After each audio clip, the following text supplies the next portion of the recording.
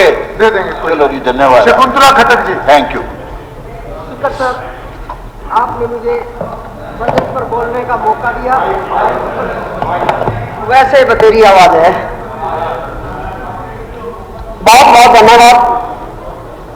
Speaker sir, मुख्यमंत्री जी ने एक बात कही,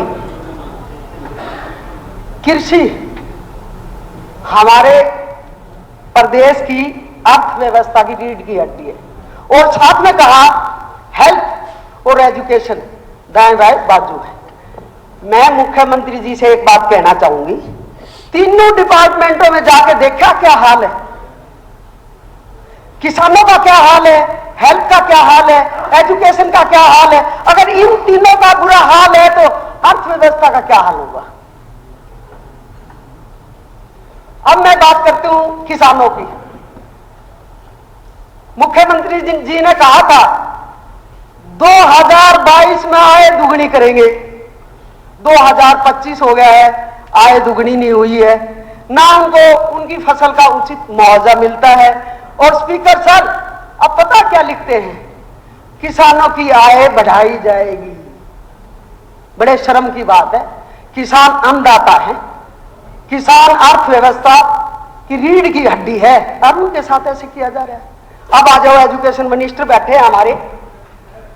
स्पीकर सर, बीजेपी सरकार ने शिक्षा का स्तर बिल्कुल नीचे गिरा दिया है। बहुत से स्कूल बंद किए हैं, बहुत से स्कूल मर्ज कर दिए हैं, एक ही स्कूल चला रहे हैं, वहां बरामदे में बच्चे पढ़ रहे हैं। स्पीकर सर, कहीं टीचरों की कमी है। स्पीकर सर, शौचालय तक नहीं है, पानी की व्यवस्था नहीं है। हमारे गांव बालन के अंदर हुआ था ऐसा, खुद पैसे से वहां पानी की व्यवस्था की थी। आज शिक्षा का स्तर इतना गिरा चुके हैं बीजेपी वाले। और एक नई चीज और लाए, लाइब्रेरी। लाइब्रेरी कहां बनती है पता है? कहां बनती है? जमीन लेकर के उसमें पूरी व्यवस्था की जाती है। लेकिन बीजेपी सरकार कैसे बना रही है लाइब्रेरी? चौपाल लेती है, उसमें कुर्सी मेज डाल देती है और लाइब्रेरी बन गई। ना वहां किताबों की व्यवस्था है, ना वहां पढ़ाई से रिलेटेड व्यवस्था है। नहीं ऐसा नहीं स्पीकर सर। स्पीकर सर, मंत्री जी, अगर मैं हेल्थ की बात करूं, अगर मैं हेल्थ की बात करूं, शॉर्ट में चलिए, कोई बात कोई बात नहीं, मंत्री जी बात नहीं करूंगा, कोई बात। स्पीकर सर, बीच अभी तो कोई परेशानी है नहीं, अभी तो कईयों को परेशानी मंत्री जी खड़े हो गए तो शॉर्ट में जवाब। मेरी बहन है, सीनियर है। मंत्री जी शॉर्ट में प्लीज। शॉर्ट में मेरी बहन सम्मानित है, वो सीनियर है। पंचायत विभाग ने हमने फर्स्ट फेज में 1000 गांव लिए स्पीकर सर। 891 गांव का हमने चयन कर लिया है, किताबों को ऑर्डर दे दिए, कंप्यूटर के, लैपटॉप के, सब के टेंडर हमने कॉल कर लिए हैं। हम 891 गांव में तुरंत लाइब्रेरी खोलने जा रहे हैं। चलिए, हाँ, एक मिनट बहनी। स्पीकर सर, मंत्री जी मेरे साथ चले। बालद गांव के अंदर तो चौपाल भी नहीं मिली थी लाइब्रेरी खोलने के लिए। क्या बात करते हो? और पक्का कुर्सी और मेज के सिवाय अगर वहां अखबार भी मिल जाए आपको, मैं गारंटी देती हूं विधानसभा के अंदर। कैसी बात करते हो आप? स्पीकर सर, अगर मैं हेल्थ की बात करूं, मैं यह बताना चाहूंगी, पहली बार एमबीबीएस के पेपर लीक हुए। एमबीबीएस का मतलब डॉक्टर, डॉक्टर का मतलब मरीजों का इलाज करना। अगर पेपर लीक करके एमबीबीएस बनेंगे, डॉक्टर बनेंगे, तो मरीजों का इलाज कैसा होगा यह भी बताए सरकार। और स्पीकर सर, हर जिले में मेडिकल कॉलेज खोलने की बात कर रहे हैं। हाँ, खोलिए, लेकिन मैं ये कहना चाहूंगी, जो medical college, civil hospital, CHC, PHC already हैं, किसी की बिल्डिंग नहीं है, कहीं डॉक्टर नहीं है, उनमें सुधार करो पहले, बाद में करिए आप। और मैं ये बताना चाहूंगी, मेरे मेडिकल कॉलेज रोहतक की बात करती हूं, कुछ वार्ड ऐसे हैं सर, स्पीकर सर, बिल्कुल बिल्डिंग जर्जर हालत में है। मरीज एक बेड पे दो दो हैं, और जो कॉस्टली इंजेक्शन होते हैं वो बाहर से मंगाए जाते हैं। बेचारे मरीज बहुत से गरीब भी होते हैं जिन्होंने बैग पे उठा के वो 5 लाख का इंजेक्शन तक लाना पड़ता है। तो बड़े शर्म की बात है। और इसको कहते हैं हेल्थ को और एजुकेशन को, भाई दाएं बाएं अर्थव्यवस्था की बाजुएं हैं। और ये और बताना चाहूंगी सर मैं, बेड नहीं मिलता 12-12 घंटे, ट्रॉली पे पेशेंट होते हैं, वहां मरीज के रिश्तेदारों को बैठने की व्यवस्था नहीं है। कई बार तो अल्ट्रासाउंड और सीटी स्कैन एमआरआई कराने जाते हैं तो 1-1 घंटा लग जाता है, उनके पैर दुखने लग जाते हैं, वहां मरीज ट्रॉली पर खड़े रहते हैं। तो मेरी आप लोगों से, सरकार से प्रार्थना, पहले सुधार करो कुछ। 10 साल हो गए आप लोगों को, और 10 साल तक भी हुड्डा साहब को याद करो। ये क्या मतलब? हुड्डा साहब ने तो काम किए थे, काम।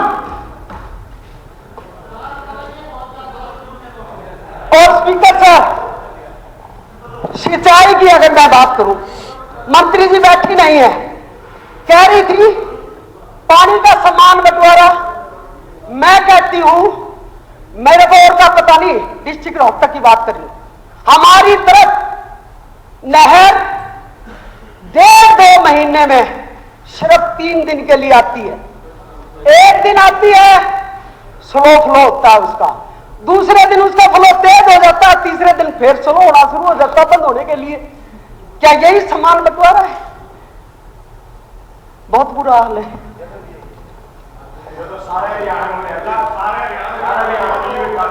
भाई सारे हरियाणा में सारी समस्या है, लेकिन इनका जो नहीं रेंगती सब हमने पोषण में लगे रहे हैं।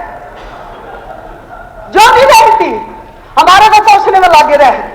भाई तुम अपने 10 साल का अपना काम तो बताओ, हमारे कामों की गिनती कर रहे हैं। तुमने ये नहीं किया, ये नहीं किया, अपने कामों की कोई गिनती नहीं है।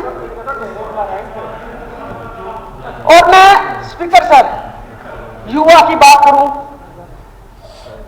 हमारे युवा साथी विदेश क्यों गए, नशे की तरफ क्यों गए? क्योंकि उनको जॉब नहीं मिल रही। हमारे हरियाणा के बच्चों को छोड़कर बाहर के लोगों को, बाहर के स्टेटों को जॉब दे रहे हो। हमारे टाइम का आप डाटा निकालना, कितने लोग हरियाणा के लगते थे बच्चे और कितने बाहर के लगते हैं, और आप अपना भी डाटा उठा लो। इसलिए वो बाहर जाते हैं, ऐसे नहीं जाते। किसी को जेल में, वहां जेल में भी जाते रहते बच्चे विदेशों में, किसी को जरूरत नहीं है। अगर आप युवाओं को रोजगार दें, युवाओं को संभालें, तो कोई बाहर नहीं जाएगा। स्पीकर साहब, बुढ़ापा पेंशन की बात चल रही थी और राशन कार्ड की। इलेक्शन से पहले तो बुढ़ापा पेंशन भी बढ़ जाती है, राशन कार्ड भी बढ़ जाते हैं, क्योंकि उन लोगों से वोट लेनी होती है।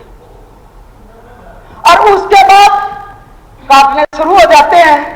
ये मैं नहीं कह रही, है जनता की आवाज है। स्पीकर सर, यहां मुख्यमंत्री जी ने आंकड़े बताए बजट के, गलत आंकड़े। हमारे विधायक बीबी बत्रा जी ने उनको ठीक किया और ठीक करके बताया आप लोगों को। मैं ये कहती हूं, मैं आंकड़ों पे नहीं जा रही, आंकड़े बढ़ते भी हैं, घटते भी हैं, लेकिन मैं ये जरूर कहना चाहूंगी स्पीकर सर, जनता 70% आंकड़ों में नहीं बढ़ती, जनता 70% विकास देखती है, काम देखती है। कौन सी सरकार ने क्या काम कराया, क्या विकास कराया। नहीं, इसका जवाब एक मिनट।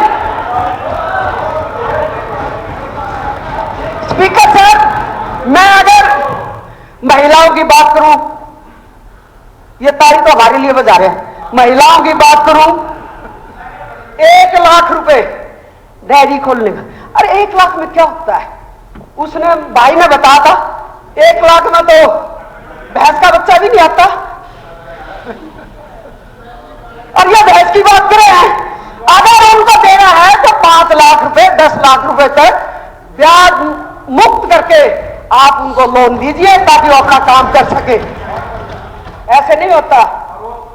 उस डेयरी का नाम भी बता दो, 1 लाख में तैयार मिले। स्पीकर साहब, ये मेरा ख्याल करे 11वां सेशन बजट, मैं 10 साल से सेम अपने हल्के की डिमांड रख रही हूं, आज तक पूरी नहीं हुई है।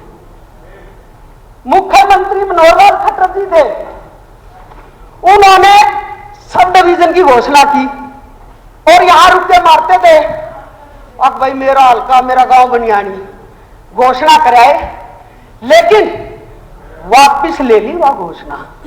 लोगों ने वह लाडू बांटे, खुशी मनाई, फिर लोग कहने लगे भाई मारे गले तो बहुत बुरा हाल हो गया बहन जी, और भाई खट्टर साहब ने कौन है। तो मैंने उनके सामने भी रखी थी और आपके माध्यम से मुख्यमंत्री जी से कहना चाहूंगी, पुनः विचार करके सब डिवीजन बनाने का काम करें। स्पीकर सर, मेरे कलानौर के अंदर हॉस्पिटल है, उसकी नई बिल्डिंग बनाए। ओपीडी की बिल्डिंग के लिए तो बजट दे दिया है, लेकिन वार्डों के लिए बजट नहीं है, वो बजट भी देने का काम करें। स्पीकर सर, मेरे हॉस्पिटल कलानौर में अल्ट्रासाउंड की मशीन नहीं है, वे भी रखवाने का काम करें। सीएचसी कानौर की न्यू बिल्डिंग बनाने का काम करें। रोहतक नगर निगम में मेरे 8 वार्ड लगते हैं, नहीं सर 8 वार्ड लगते हैं। 1 मिनट में खत्म कर सर 15 नहीं, 8 वार्ड लगते हैं और वहां अति गरीब व्यक्ति रहते हैं, ना वहां सीवर की प्रॉब्लम दूर हुई है, ना पानी की, ना सड़कों की। हर बार मैं गंदा पानी भी विधानसभा में ले आई हूं, लेकिन कोई सुधार नहीं है। मिनिस्टर साहब पूरे ध्यान से सुनना। और कुछ गांव भी लगते हैं जहां प्रॉब्लम है, और 2-3 गांव तो ऐसे हैं हमारे, सिमली खेड़ी साथ, यहां बिल्कुल पानी नहीं है। कृपा करके सुधार करने का। कुछ गांव मेरे टेल पे लगते हैं, पिलाना, मसूदपुर, कटेसरा, गुढ़ान, सुनाना, यहां आज तक पानी नहीं गया है। हुड्डा साहब मुख्यमंत्री थे जब पानी गया है, लेकिन आज तक पानी नहीं गया। वहां की जाम रही है विद्रोह में, तो अगली बार मैं फोटो ले आऊंगी। ये सच्चाई है, हुड्डा साहब ने पानी दिया और मेरा यकीन नहीं आता। यूं सो तो कांग्रेस की विधायक है, तो मेरे गले चाल पड़ी हो, मैं दिखा सकती हूं। और एक है ना 2013 में